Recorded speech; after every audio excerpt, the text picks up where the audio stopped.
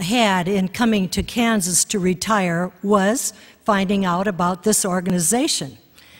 And I, of course, had heard about the Hopefield Church here in Mound Ridge long ago because my grandfather, John C. Kaufman, had been the pastor at Hopefield Church for 2 years, from 1937 to 1939. The church was then known as Hoffnungsfeld, and I suppose some of you still think of it in those terms, which means, to those of you who don't know the German that well, it translates to Hopefield, Hoffnungsfeld, Hopefield. And in reflecting on my grandfather's rather short stay at Hoffnungsfeld, my brother Maynard once said, in a joking way, he must have felt that the Hoffnung there was gone. And then he took a church at Whitewater, the Emmaus Mennonite Church, and he served there for 8 years until he retired and returned to South Dakota. So I expect a lot of you Kansans might remember my grandfather. Among the other worthy goals that this organization of ours, this Swiss Mennonite cultural and historical organization has, among its goals is to help to maintain the Schweitzer dialect. And I think that some of my friends in South Dakota look with some envy at the fact that we have our little organization called Only Schweitzer Spoken Here. That meeting happens about 4 times a year. We meet at the Memorial Home in Mound Ridge, usually, and next week, it just happens that next week, Friday, there's going to be such a meeting again at 2 o'clock. And it's a great time to get together to try to remember our Schweitzer dialect. Even though the title says Only Schweitzer Spoken Here, we do speak English to each other. But the program we tried to keep in the Schweitzer dialect. So if you haven't yet explored that particular organization, we'd welcome you to come and join us next Friday, a week from tomorrow, 2 o'clock at the Mound Ridge Wellness Center, Memorial Home Wellness Center. Tonight, we will hear a part of our ancestral history that isn't so often spoken about, our Amish ancestry. Our speaker is S. Roy Kaufman, pastor of his home church in Salem, the Salem Mennonite Church, and he's been there since 1999. Salem is a rural congregation about 8 miles east and a little bit south of Freeman. It is no coincidence that Salem Mennonite, also known as the South Church, is also my home church because Roy and I are brother and sister. And so it gives me pleasure to be able to introduce him. We'll see whether he'll like what I have to say. It is a perfect opportunity for me to tell some silly story about him as a little boy. The one thing I could remember is how he learned all the words to the Gilbert and Sullivan songs that we were singing at Freeman Academy and College. And we would sing those numbers at home, and then he learned them all, and he was singing them at home. And we thought that was kind of fun, and thought we were kind of proud of him. He could pick up those words so fast. But the other memory that came to me isn't a silly one, but maybe you'll think it's a bit silly. But on the morning when I was leaving home after my marriage, you know, that last goodbye when you're saying goodbye to Mom and Dad, and I remember my dad said that goodbye maidily is how he put it, little girl. And that part was all hard, but you know, it was really early in the morning, and Roy wasn't awake yet. And I just couldn't face saying goodbye to my little brother. He was 8 years old, and so I didn't wake him up, and I left without saying goodbye. on that rather traumatic morning, leaving my Kaufman home for my new Suderman home. But he was the youngest of the family. He was a little spoiled, we used to say. Roy attended Freeman Academy and Freeman Junior College like the rest of us siblings. And when he went to finish college, he went to Goshen to do that. Following that, he went right to AMBS, Associated Mennonite Biblical Seminary, in Elkhart, Indiana, graduating in 1969. And at that point in his life, he was joined by Loretta in marriage. Loretta Epp was from Mountain Lake, Minnesota, and we have enjoyed having her in our family. And we're happy that she's here tonight, too. Then Roy continued with a 3-year term of service with MCC on the island of Crete. And this was a very special time for him. And when he returned, he went into the ministry, having been prepared at AMBS earlier, and took on 3 different congregations here, 2 in the States and 1 in Saskatchewan. And those 3 pastorates totaled 27 years. Then he was given this call from his home church in South Dakota in 1999, and that's where he's been since. Roy and Loretta have 3 daughters, 1 granddaughter, and their lives took on a very exciting turn when Roy and the Salem congregation were the recipients of a Lilly grant, which funded a 4-month sabbatical for him through this past January through April. And so these 4 months took them to AMBS for study, the country of Israel and Palestine as part of a Christian peacemaker team delegation, and they visited as well the country of Greece and Crete in particular, where they had spent those 3 years with MCC. And there they reconnected with the Greek Orthodox bishop with whom Roy had worked at that time, and with many other friends in Greece as well. But tonight, he's not going to talk about his sabbatical or about these recent things that happened in his life, but he's going to take us back to our ancestral roots, which are common to many of us, not all of us, but I think that all of us will find this interesting. The title of his talk is From Swiss Volenian Amish to South Dakota Mennonites, An Unexpected Transformation. Roy?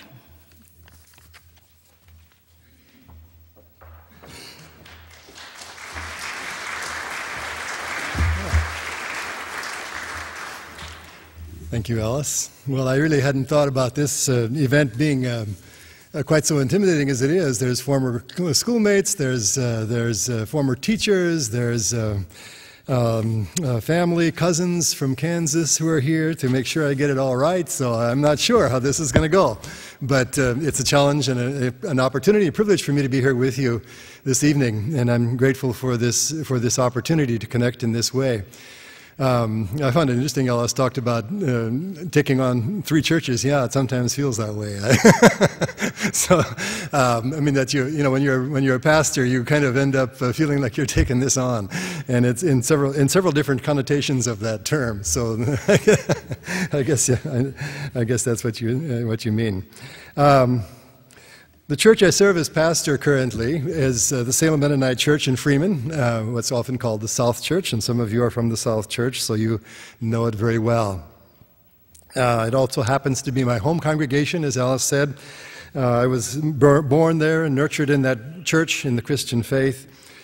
I've been a pastor in other Midwestern and congregations in the United States and Canada before being called back to my home church about 9 years ago. This last year was the centennial year. This year currently is the centennial year of the Salem Mennonite Church. And so for the past several months, I've been doing a series of messages. 14 and 15 are left through the summer and fall Sundays for the congregation. And the title of this series of messages is Roots That Nourish Our Congregational Life. And it's really because of that that when Alice called me a few weeks ago and asked if I'd be interested in coming to speak to you, I think I was drawn to accept that invitation primarily because of this fascinating story that I've been thinking about for the past several months in my home congregation. This story of our people, their wanderings across Europe, their sojourn to America, and then their transformation from along the way from Amish to Mennonite, a rather strange transformation. Because you see, for myself at least, I suspect that if I were alive at all today, I would likely be a part of an Amish community somewhere out in eastern, well, anywhere in the United States. Amish are all over the place these days. And I would probably be Amish today if it weren't for the fateful decision of my forebears, and probably most of yours, to go east to Volhynia instead of west to America, as many other Amish people were doing late in the 18th century. I suspect that sharing the common heritage we have, this would be true for many of you as well. Isn't it interesting how the choices of our forebears, a single person, a single family, at some critical juncture in their life, in their history, makes a choice, makes a decision, and it changes the shape of our lives. And it gives one pause to think how our own choices will have the same long shadows for our descendants in the years to come. What types of choices are we making that may have as much of an impact on our descendants in 5 or 6 or 10 generations as those choices and decisions of our ancestors several hundred years ago?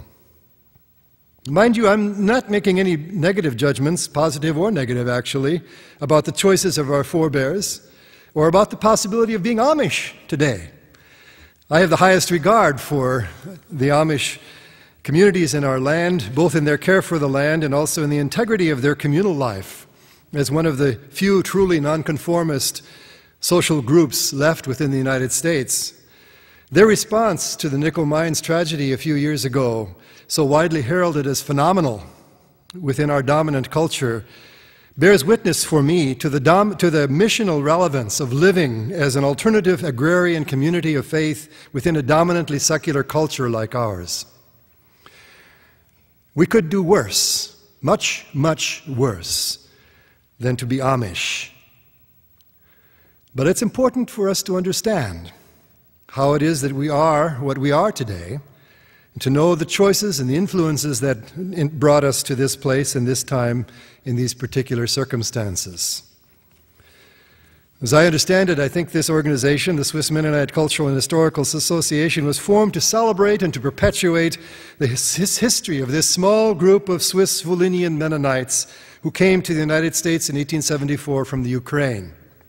This was a small group of people of Swiss descent who went to the Ukraine, the Ukrainian province of Volhynia in the 19th century, from Germany, from the Alsace-Lorraine in France.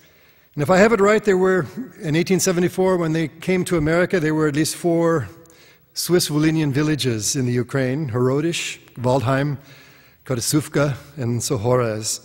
And if I'm not mistaken, most of the people in the villages of Horodish and Waldheim and Sohorez ended up at Freeman, South Dakota, and most of the village of Kotysówka, with a few exceptions, including my great-grandfather, came here to Kansas. And all told, some 150 families from these villages ended up in Kansas and South Dakota. And from this humble beginning, developed the predominantly Swiss Volhynian congregations of Kansas that make up the core of this organization in the 2 Swiss Volhynian congregations in South Dakota, Salem Zion and Salem. The historical record, I think, is clear that these Swiss Volhynian people were of the Amish faith when they went to Volhynia. Here in the United States, these people ended up, for the most part, being part of General Conference Mennonite Church, today Mennonite Church USA. It's this transformation from Amish to Mennonite that interests me. What were the steps, the stages that were part of this transformation? Why didn't the Amish values and beliefs stick with this group of people? Was there resistance to the change from Amish to Mennonite? Or was there a kind of inevitability to it? Was it a change to be expected, or was it a surprise? A transformation that was surprising. In trying to seek some answers to these questions, I'd like to think about my own family history, the history of the Swiss Volhynians of South Dakota, and also the history of my own congregation, Salem Mennonite Church. And I'd assume that some of what I say, maybe most of what I say, might have parallels with the story of the Swiss Volhynians here in Kansas, but I don't know your history well enough to make that assumption, other than to assume that that's the case. It seems that our transformation from Amish to Mennonite in my own family has its roots in our sojourn in the Ukraine. Our Swiss Volhynian forebears went to Russia along with many other German-speaking agriculturalists at the invitation of the German Empress of Russia, Catherine the Great, and her successors, beginning in the late 18th century. Enamored of European civilization, as she was, being German herself, Catherine chose to invite German colonists to settle the land in the Ukraine, opened up by the conquests from the Turkish Ottoman Empire, rather than to provide for the development of the local populations. An interesting choice. A foreign ruler invites her own people to come to this land and settle it at the expense of the local population. Colonialism, plain and simple. Rather unwittingly, it seems to me, Mennonites became the agents of imperial Russian colonization in the Ukraine, a role that came home to a bitter roost in the persecutions that Mennonites experienced during the Russian Revolution and the Stalinist years. Our own Swiss Volhynian forebears avoided or were excluded from, I'm not sure, I think ours didn't even have much of an interest in going there, from the main Mennonite colonies of the Molochna and Khortytsa in the southern Ukraine. Instead, they settled in small villages in the province of Volhynia, west of Kiev, the capital of the Ukraine. And as usual in their history, they came at the invitation of local nobles who owned large estates and who were seeking the agricultural expertise of these villagers. They surely knew about the larger Mennonite colonies down in the southern Ukraine and related to them. And they also had nearby neighbors of Mennonite villages in the western Ukraine, people of Low German or Dutch origin who were also either not welcomed or, in the case of one part of my family, chose not to live. Well, both. They weren't either welcomed or chose to live in the large Mennonite colonies. They went down there for a couple of years and came back to the western Ukraine because they didn't like it in those big colonies. These were, likely among others, the villages of Karlswald and Heinrichsdorf, who later settled near Marion, South Dakota, just north of the Swiss Volhynian community of East Freeman, and near Avon, South Dakota, some 60 miles southwest of Freeman. Now, I don't have any evidence other than the geographical proximity, but it seems to me that these small isolated villages, especially in the western Ukraine, influenced one another quite a bit. And their settlements near one another in the plains of South Dakota seem to confirm this relationship as well. There were perhaps intermarriages already in the Ukraine, and here in the United States, I myself, as Alice said, we are ourselves the product of a fairly early Swiss and Low German marriage between my father from East Freeman and my mother from Avon, the Heinrichsdorf village in the Ukraine. Recognizing the Anabaptist values and theology they shared, these villages in the western Ukraine would have found it easy to establish fraternal relationships. They had a lot in common. So, when Tsar Alexander II of Russia in 1870 rescinded the generous provisions made for the German colonists by Catherine the Great a century earlier, the scattered Mennonite villages of western Ukraine were among the first to entertain the option of emigration to America in 1873. Probably wasn't surprising that this should be so. The Mennonite villages of the western Ukraine were mostly small and struggling. Few of them even owned the land in which they lived. They were likely motivated as much by the prospect of economic success as they were by the desire for religious freedom.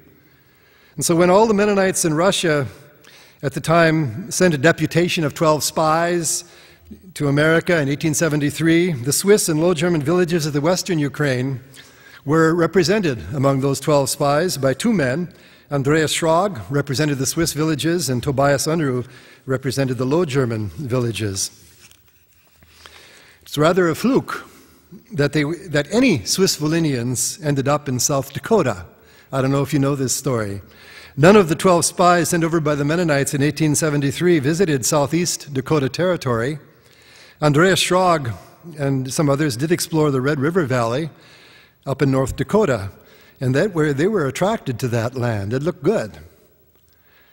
The Swiss Volhynians may have ended up there, except for a chance meeting between Andreas Schrag and Daniel Unruh in New York City, as Andreas Schrag was returning to Russia to give his report. He was on his way home. Daniel Unruh was a wealthy Mennonite from the Crimea who had already arrived in New York with his extended family, his entourage, and he was in the process of deciding where to settle. Daniel Unruh, for reasons unknown, chose to settle along the Turkey Ridge Creek in southeast South Dakota. Somehow, Andreas Schrag, on that chance meeting for a few hours in New York City, learned about Daniel Unruh's destination, though we don't know how. And when it came time to lead the first group of Swiss Volhynians to America, he brought them to southeast Dakota Territory in the spring of 1874. We don't know how that all happened. Why? This part of Dakota Territory was opened up to white settlement by the Treaty of the Yankton Sioux, signed with the United States government in 1858.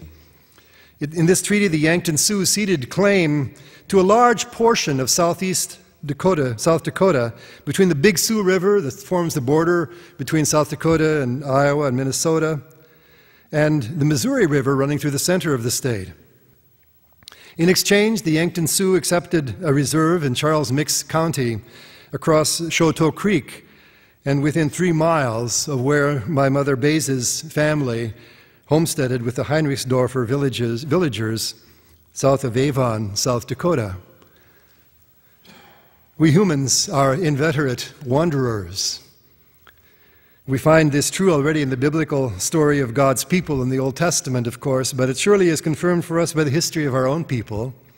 We went wandering across the face of Europe for some 2 centuries, at least, from what we consider our Swiss homeland.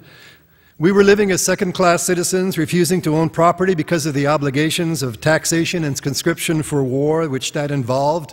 We didn't want to be citizens. We also didn't have the choice, but we also didn't want to be citizens because of the obligations it put upon us in our Anabaptist faith.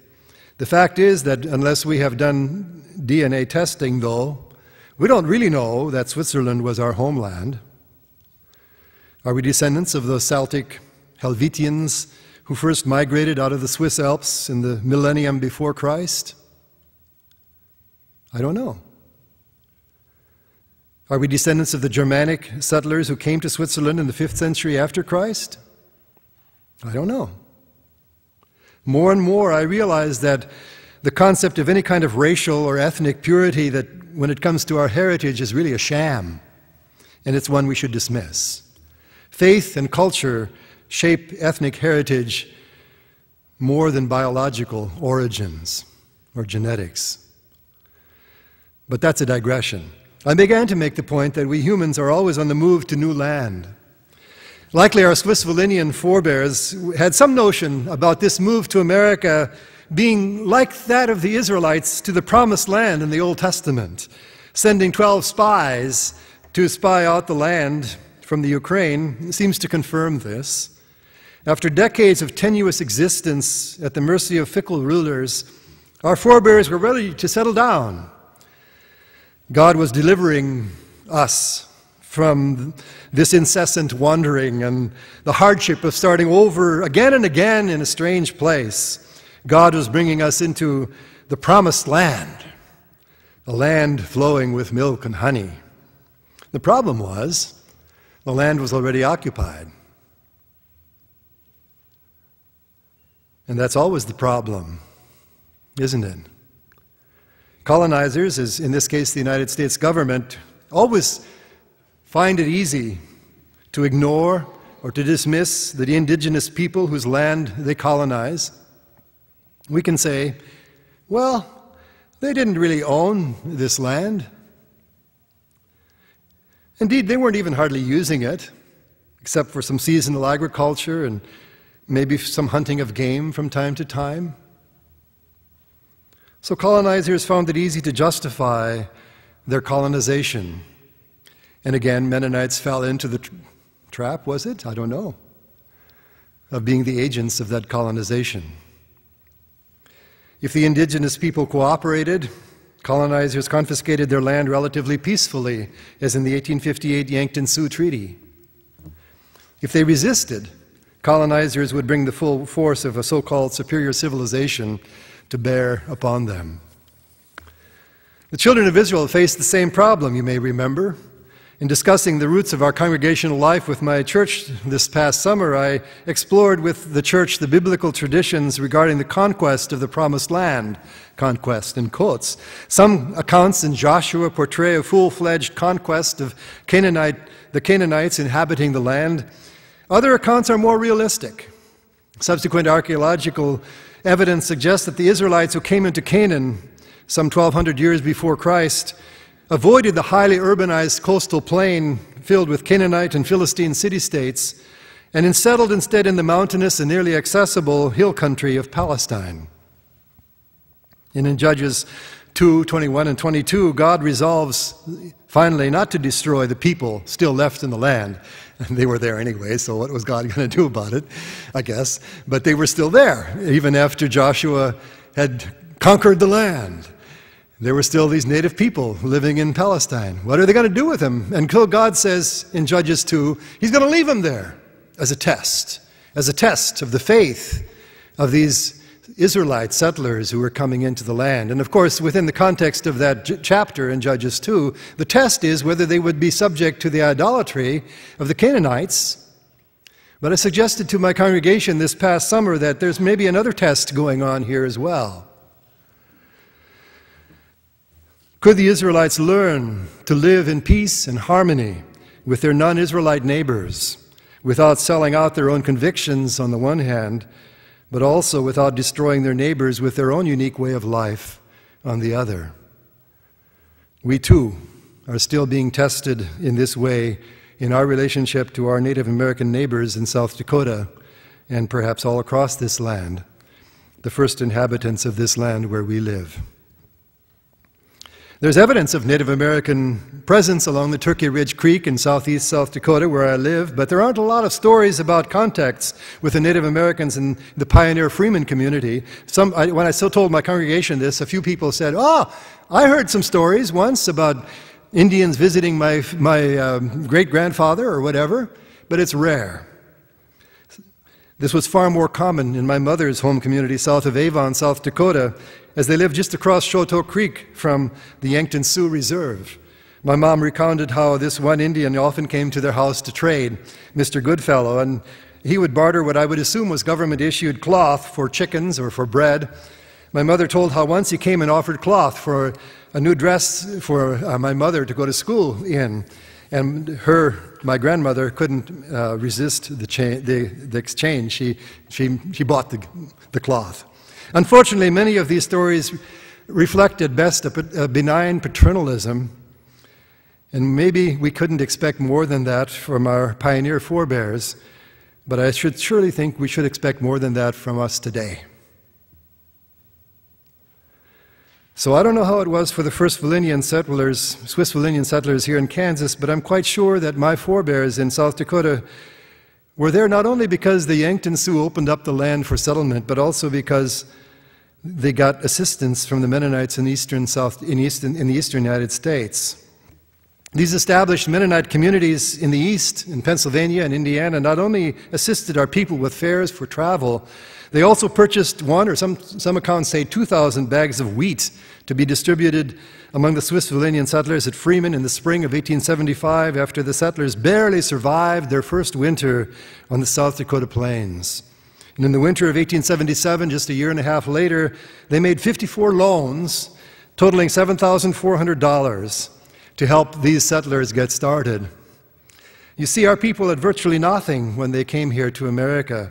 They dug out sod houses for shelter and then tried to eke out an existence on the land, hampered as they were by grasshoppers, floods, prairie fires, and snowstorms.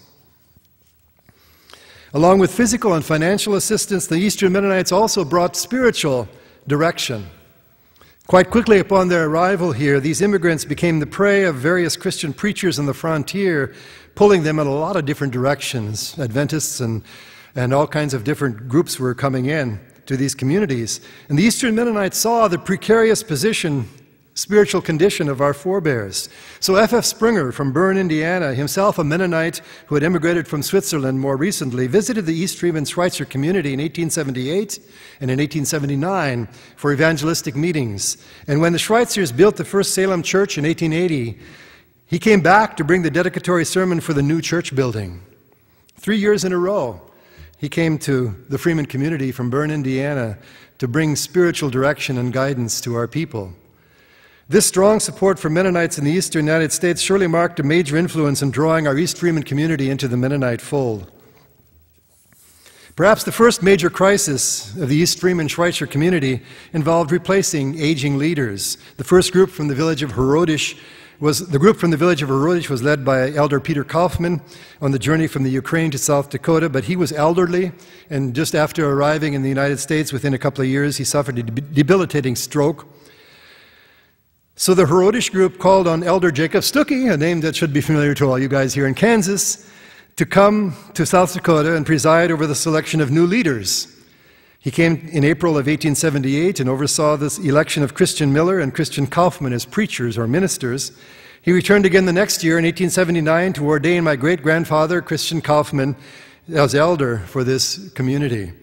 And I'd be interested to learn the nature of Elder Stuckey's leadership and read more about it. From the kind of leaders that he chose that were chosen in South Dakota, my guess is that it tended to be toward progressive, and hence also influenced this community to leave their Amish distinctives behind. Both Christian Miller and Christian Kaufman, these pastors that were chosen in 1878, loom large in the subsequent history of the East Freeman churches, as we will see. Both tended toward a Mennonite rather than an Amish identity. Already in 1879, Christian Miller wrote to the other leaders of the Mennonite church indicating that he was trying to bring his congregation into the General Conference Mennonite Church, though he hadn't yet managed to finish the task. He hadn't quite got it done. And it was done when the Salem Church of Charlestown Township, East Freeman, joined the General Conference Mennonite Church at its ninth session here in Halstead, Kansas, in November of 1881. So within 1874 to 1881, they were now members of the General Conference Mennonite Church. And a few years later, in 1890, the Salem Church in East Freeman hosted the 12th General Conference sessions at Freeman.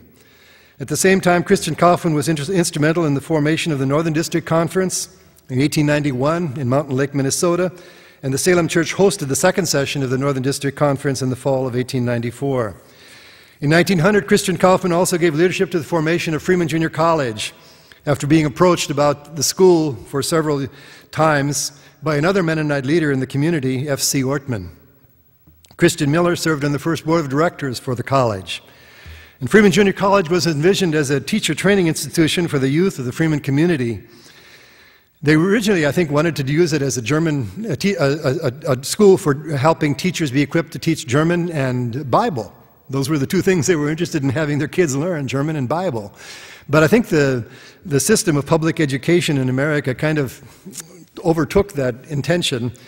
But still, Freeman Junior College was indeed a teacher training institution for many years, providing countless Mennonite youth, including my sister and my fifth grade teacher who is here this evening, and probably some other teachers as well, to teach in the area's rural schools down into the 1950s and 1960s. I don't know how many people in my church, how many people I've even buried in the last 9 years who started out their lives as teachers in rural schools. They taught for 1, 2, 3 years before they got married.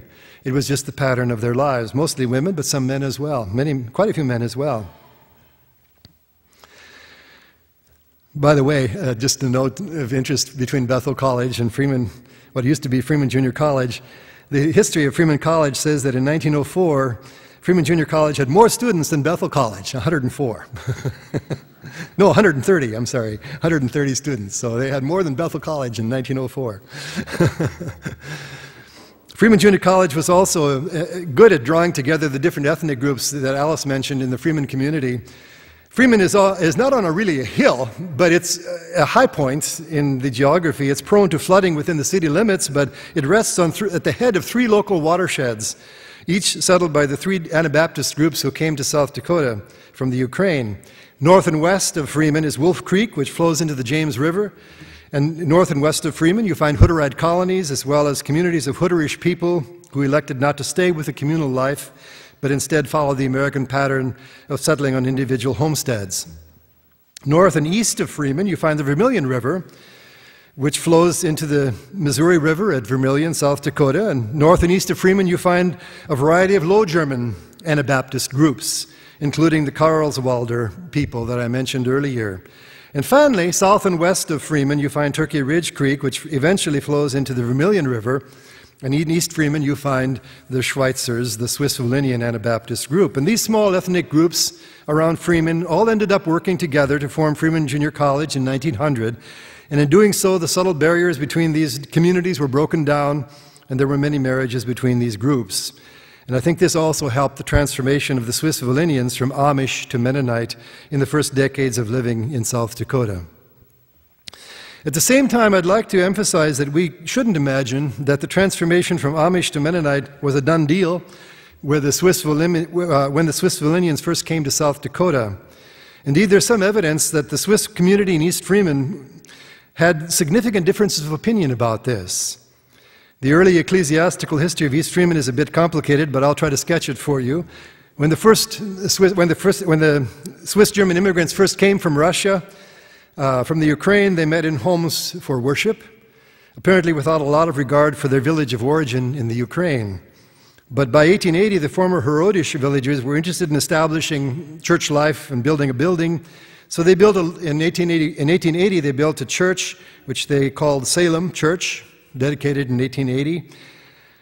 Just a little later, in 1881, the former Waldheim villagers also built a church 2 miles west and 2 miles south of the Salem Church, called it the Zion Church.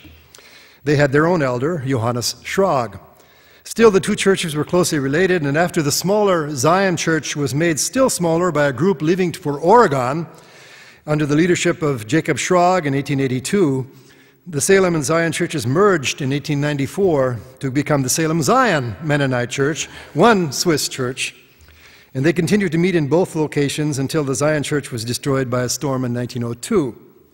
Now, here's the interesting thing. A note in Steve Nolt's History of the Amish, page 290, indicates that this Johannes Schrag, who was a Waldheim elder, attended gatherings of Amish ministers in 1875, in 1876, and in 1878.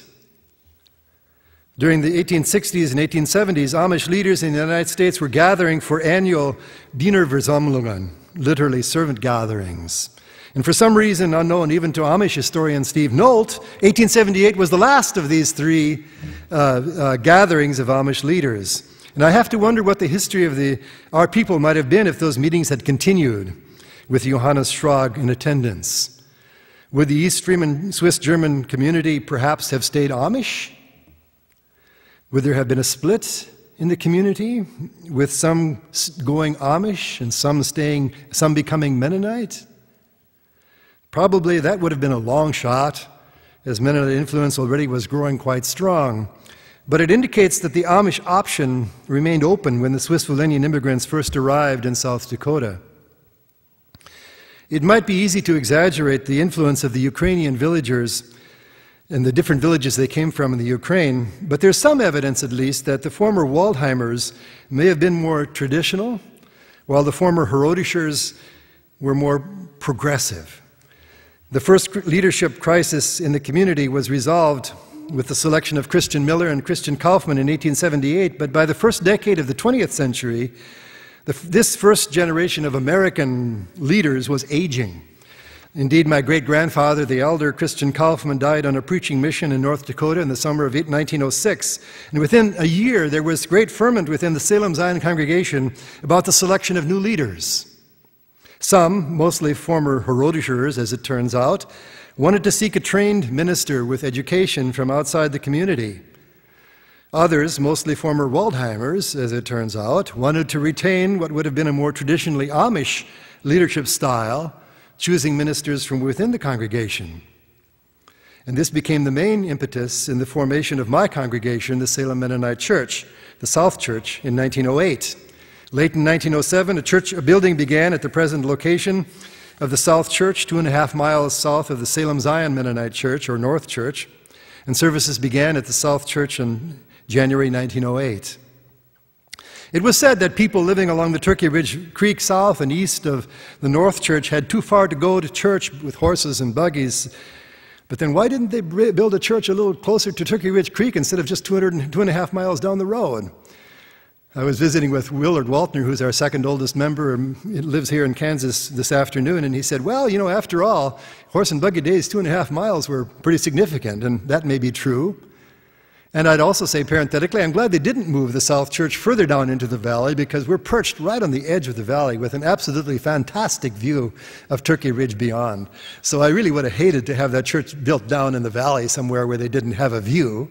But, you know, the geography was one issue.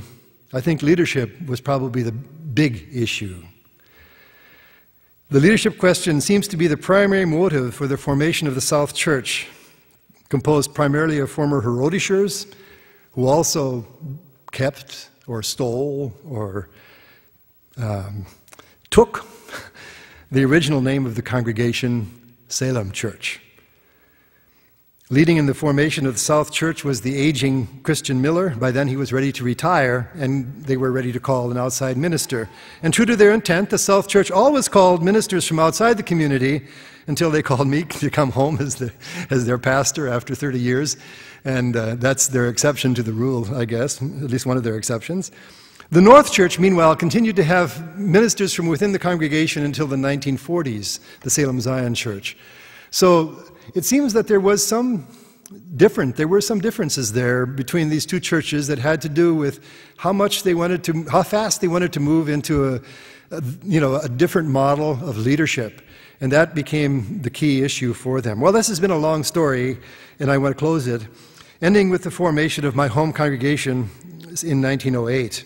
By then, I think the die was cast. The East Freeman Swiss Volinians, regardless of how many tensions still remained over some specifics like leadership, were going to be Mennonites and not Amish. And while the Amish leadership pattern persisted in the North Church for some decades, it's difficult to discern any other specifically Amish traits in the religious faith or cultural life of the East Freeman community. There is one picture, I have trouble finding it, of my great-grandfather, Christian Kaufman, with a suit that looks more and more like an Amish suit than it does like it's a button-up kind of suit. And yet I wonder, in the other way, how much does this Amish heritage continue to shape the way we think, and the way we act, and how we behave in church?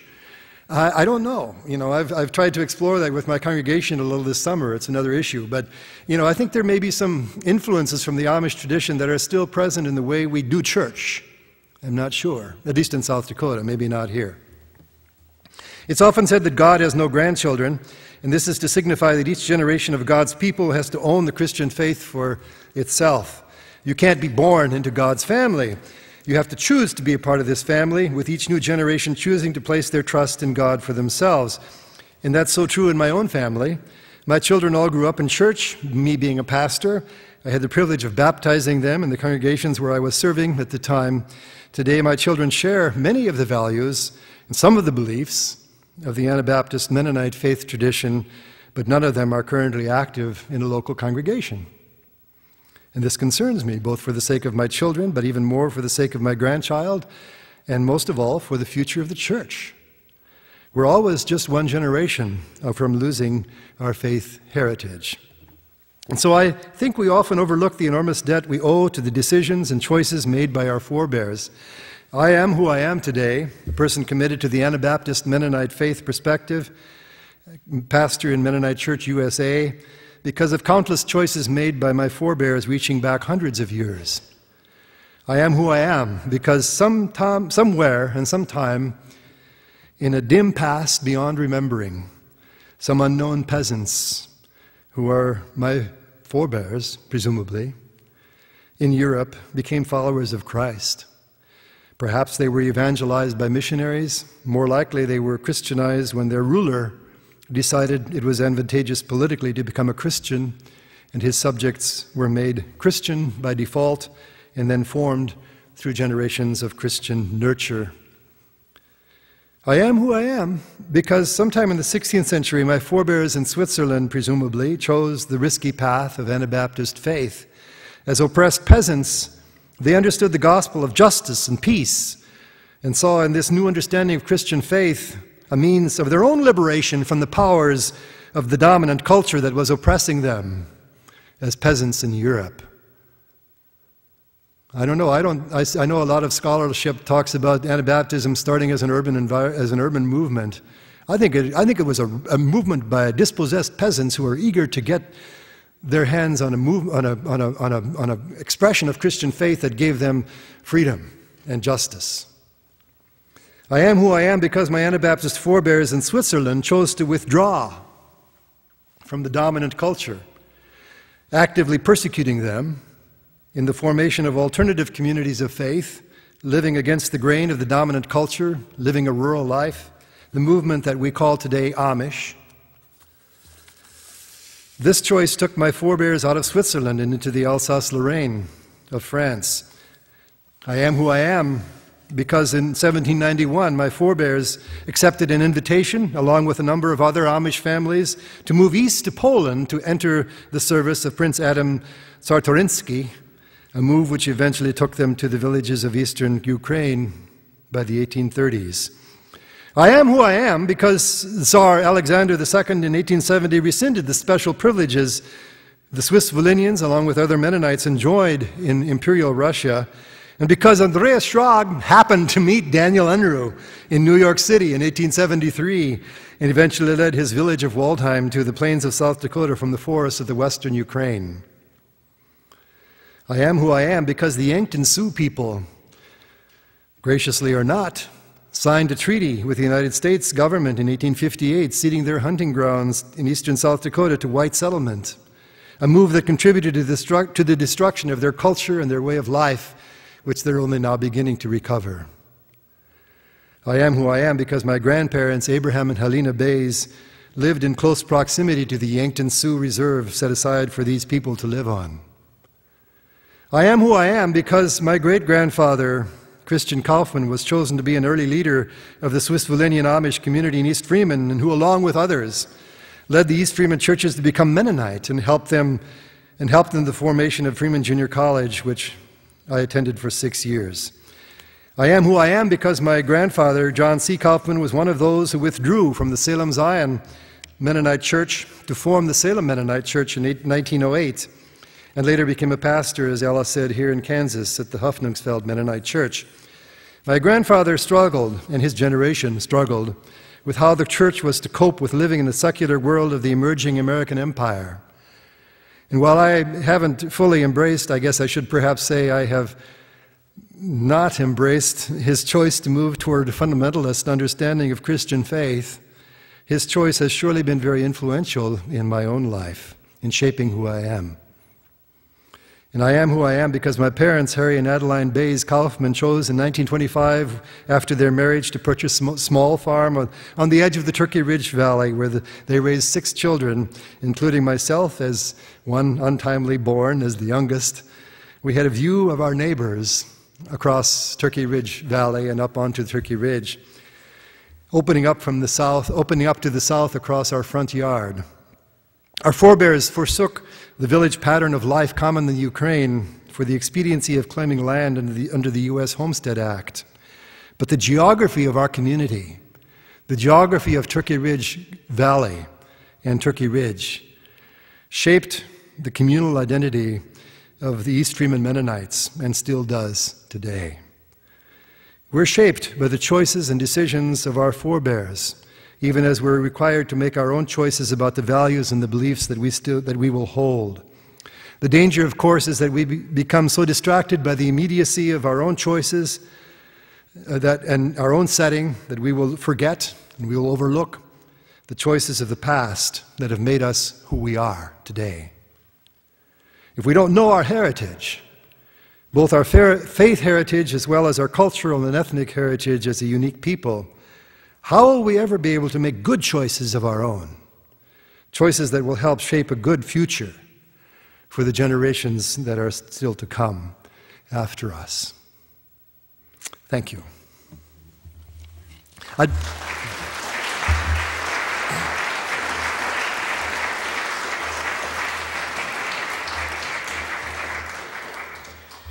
Someone suggested that if there were questions or comments from the audience, at this point we'd take just a few minutes for that. We don't have microphones out among you there, but I think we'll hear you and repeat for the audience what you ask or want to comment.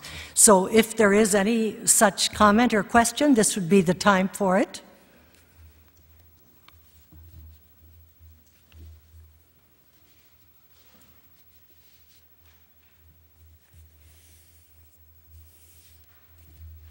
As I look over, okay. We didn't have much time to discuss life patterns like matter of dress and the seating arrangement in the congregation. How was that different? Was it more of an Amish pattern? Yeah, well, Repeat the question. I didn't talk much about patterns of life and dress and things like that. Was it more Amish? I mentioned my great-grandfather Christian with some of the clothing that he had at times, which looked rather Amish, you know, in the cut of his clothes. He was much more robust than I am yet, and you know, he'd be buttoned up, and you know, he'd just be standing there. The pattern in the North and South churches in the early years was for men to sit on one side, women on the other. I don't know if that was unique to Amish, but it would surely be a common to Amish. You know, that would be a. But whether that was unique to the East Freeman community or the the Amish communities, I don't know. I don't think so. But maybe it was. So those would be two things I'd mention. Maybe you think of something else. I remember reading that my great-grandmother, Mrs. Christian Kaufman, wore only hooks and eyes, no buttons. Yeah, that's right. I read that too somewhere. Yeah, and that was rather common among the ladies of that group. And the covering. And the covering, yeah. Yeah, they always wore a hat. They weren't the style, I don't remember any pictures of them wearing, what we see on the Amish ladies' heads today. But they always wore a little hat to church. And again, I don't know if it was anything to do with Amish, but on the hat business, I mean, eventually they got away from the dark clothes, but from the dark coverings. But I do remember, even when I was little, a lot of the women would still wear hats. I mean, they'd always wear hats to church, my mother included. It was also pretty fancy hats. So I don't know if that was unique to the Amish, but it was something that they kept on doing. Passage in 1 Corinthians, yeah, isn't keep it? your hair covered. So. Right. Yes. Okay. Okay, thank you. So he was still working with both loyalties for a while as well. Well, that's interesting. That's very good to know. Yeah, thank you, James. He said that Jacob Stuckey, who was the elder here in Kansas, also attended the Diener Versammlungen that Johannes Schrag attended. That I mentioned that he had attended some of those years.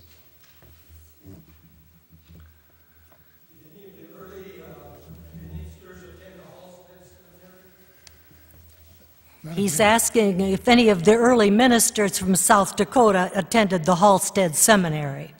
I'm not aware of that. It's possible, but I'm not aware of it. Yeah, I think neither Christian Kaufman or Christian Miller had any special training that I'm aware of. They were ordained as preachers, and then Christian Kaufman was ordained as an elder. I'm not aware that either of them had specific training for ministry. I mean, that was probably one of the issues in the later generation. When they wanted trained ministers in the South Church, they wanted somebody with education. But I'm not aware that any of these guys. In my grandfather's generation, he took a lot of Bible courses. It was more in a fundamentalist direction at that point. A lot of correspondence courses in the Bible in his preparation in Moody and Moody Bible Institute. But so those were. So I'm not aware of anything in the Halstead. Thanks, David. Yeah.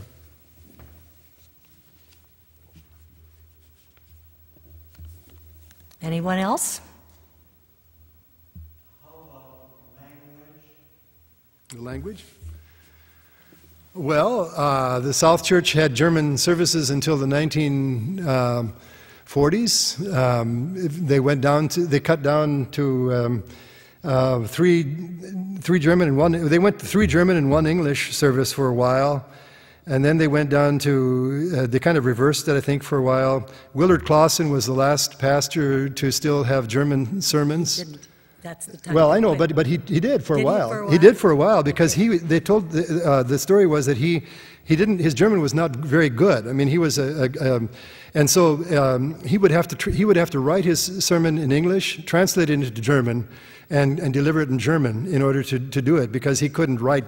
He didn't feel fluent in writing German, and so it was quite a cumbersome. And so he finally, he finally said to the congregation, "This isn't working," and they kind of said, "Okay, yeah, we see it isn't working," and so they switched over to English. Yeah. So thanks, Charles. That was Charles Graver from the South Church. Also, there are a few South Church people in the audience. I see Gladys Gehring and Charles Graver there, and but then they would not have used Schweitzer either in the service. I mean, it wasn't, they weren't speaking Schweitzer in the service. It was High German when they did use it. Yeah. Was the German language continued here in Kansas about that long as well? Okay, Lavera says yes. Okay, because I think that's rather unique, and I'm kind of glad that I was still a part of that German tradition, even though it was only like the 5th Sunday of the month, finally, I think it had been. And then when Reverend Clausen came, I didn't remember that part, but that's probably right, yeah. Well, thank you so much, and we are now pleased to move on to our special music for the evening with John Schrag and his accompanist, Delana Burnett. And we apologize to you, John. We misspelled your name on the program. It's Jon, right? Okay. It sounds the same. That's probably what led us astray.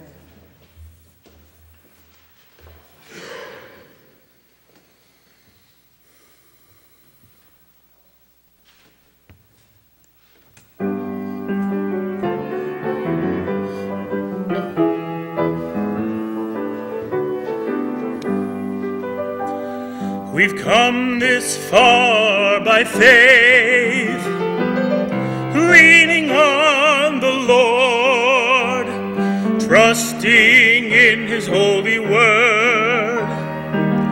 He's never failed us yet. Oh, we can't turn back. We've come this far by faith. Don't be discouraged with trouble in your life. He'll bear your burdens and move all discord and strife. Oh, we've come this far by faith, leaning on the Lord, trusting in His holy word. He's never failed us yet. Oh, we can't turn back. We've come this far by faith. Just remember the good things He has done, things that seemed impossible. Oh, praise Him for the victories He has won. Oh, we've come this far by faith, leaning on the Lord, trusting in His holy word. He's never failed us yet. Oh, we can't turn back. We've come this far by faith. We've come this far by faith.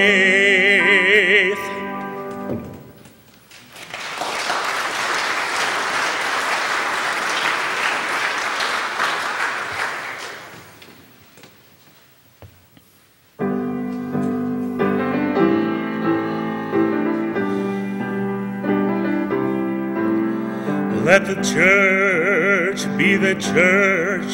Let the people rejoice.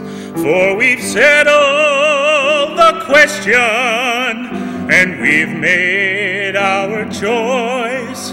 Let the anthem ring out. Songs of victory swell. For the church triumphant is alive and well. This old ship's been through some battles before. Storms and tempest and rocks on the shore. Though the hull may be battered, inside it's safe and dry. It will carry its cargo to that port in the sky.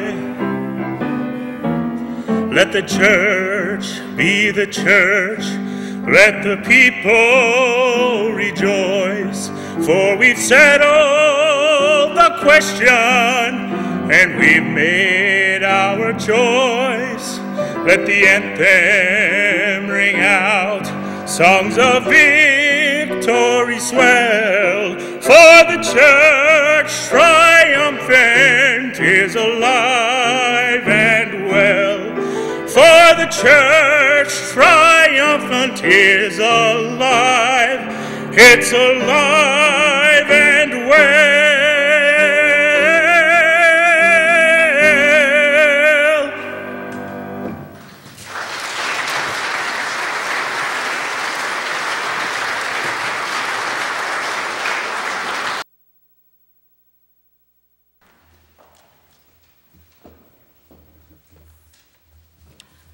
Thank you very much. Those selections had very appropriate application to our topic here tonight. At this time, I would like to call on Ruth R. Harder, Associate Pastor of the Bethel College Mennonite Church, who will share some recollections, and you'll know more what this is about when you hear from Ruth.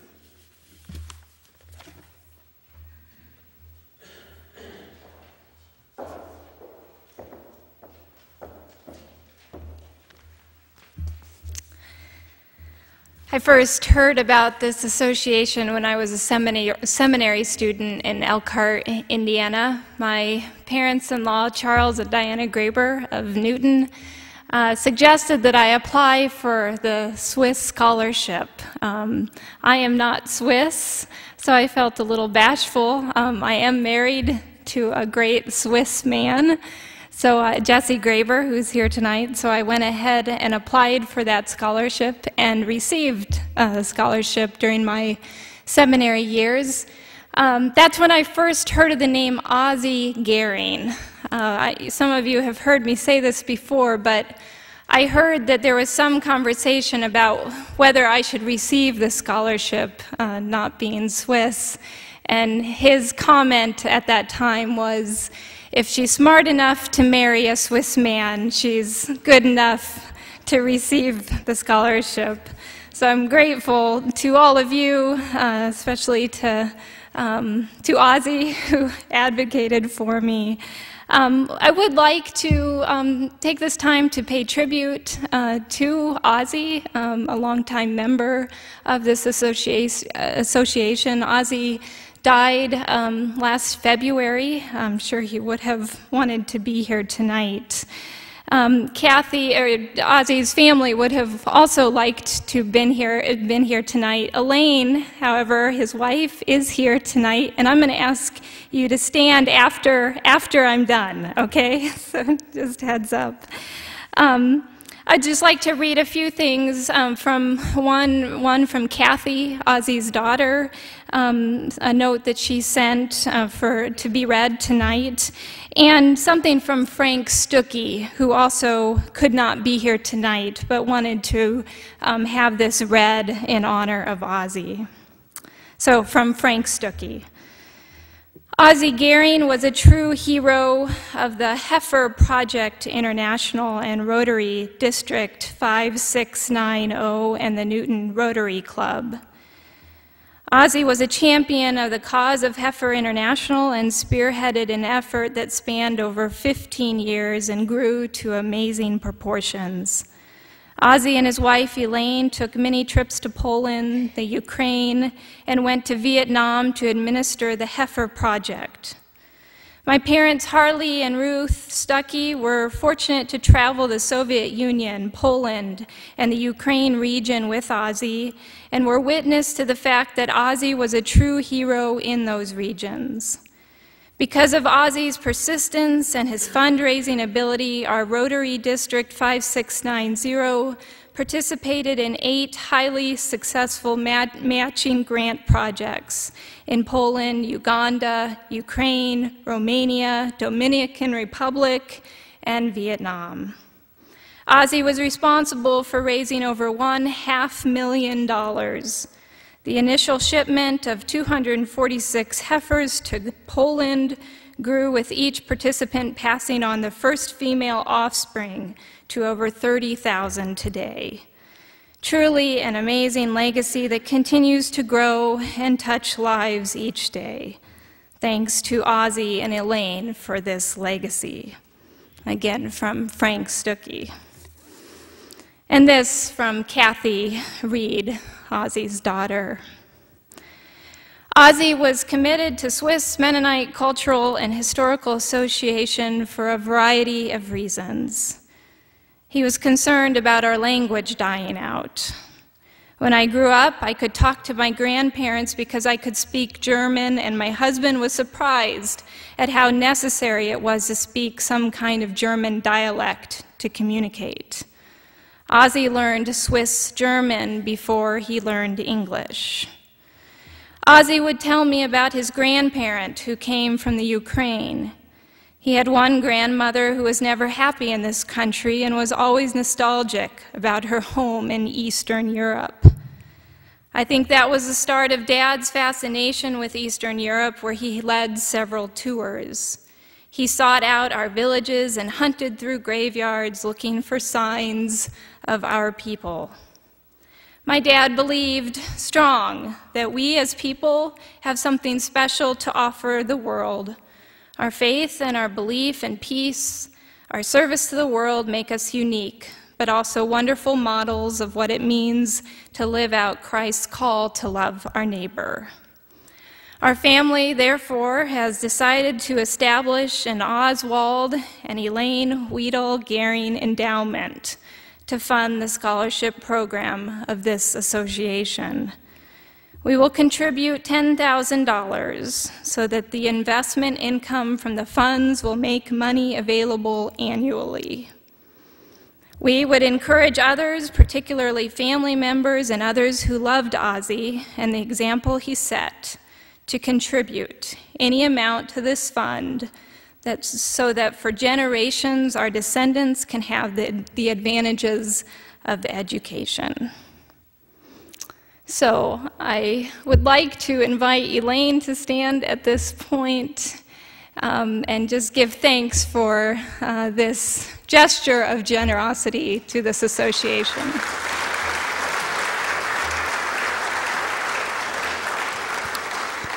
I believe there are copies, if you weren't able to attend the memorial service, copies of some of the reflections that their daughter Kathy made at that service.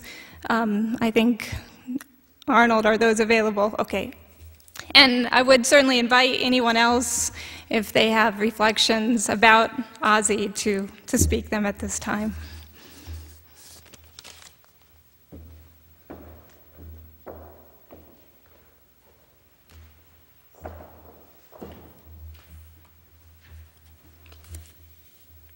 If there are any reflections from the audience in tribute to Ozzie, they would be appropriate. I just would say that I learned something new about his parents today, having read more carefully in the Kaufman genealogy book about the Henry J. Garing family. I knew that Ozzie's mother was a person who got up at 4 or 5 in the morning so she could do her housework before breakfast, and then she'd have the rest of the day to quilt. That's what Ozzie said in that little tribute that he wrote about his parents in that genealogy book. But in that book, it also said that Henry and Mary, we always called them Uncle Henry and Aunt Mary because they were my dad's uncle and aunt, that they spent some weeks working in Topeka in 1952 after a flood there, repairing houses. And I thought, well, sure, that's where Ozzie picked it all up, you know, seeing how his parents were concerned about others. And so I think that's a wonderful tribute to that family. At this time, I believe we're ready to close. And at this time, I want to thank the Eden Mennonite Church for hosting us, for the gentleman, Marlo Gehring, at the PA system, and for the cooks again, and for all of you here at Eden who have made us feel so welcome. I also want to thank, in particular, the officers of the SMCHA organization at this time, and they happen to be Helen Nachtigall, secretary, and Keith Gehring, treasurer, and Arnold M. Wadle, who is our president and has been serving us for some time. And they all went to a lot of work in preparing for this evening, and so I want to thank them in particular. So, yes, the books. I think Arnold wants me also to remind you about the book table out there. Some of you saw that when you came in. There are books for sale there. I think there'll be someone to take your money. And so don't forget about that as you leave. And what else? I think Merv Schrag has something to say. Oh, okay. Merv Schrag has something to say. And I might just, since I'm talking, I might just remind everybody that Ozzie was responsible for the restoration of the Hopefield Cemetery to the tune of some $20,000. They raised.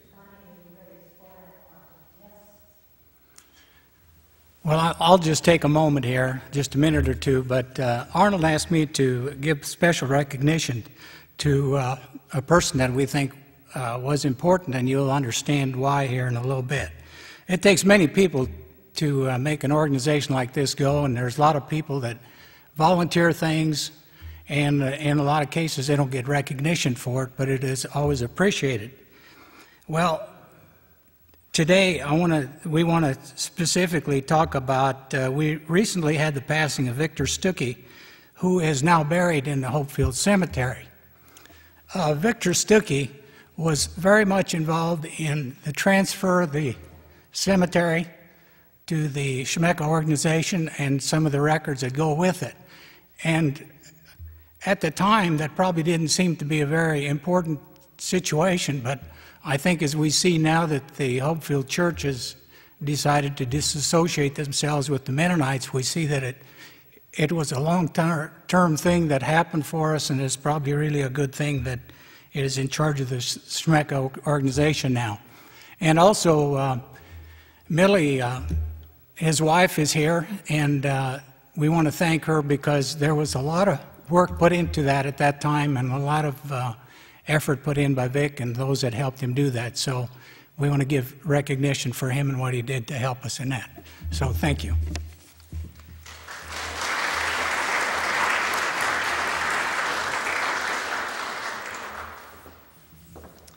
Well, the program said that this was the part of the program for the audience to participate, so thank you for those announcements and for being here. We thank you, and we hope you all come back next year. Good night.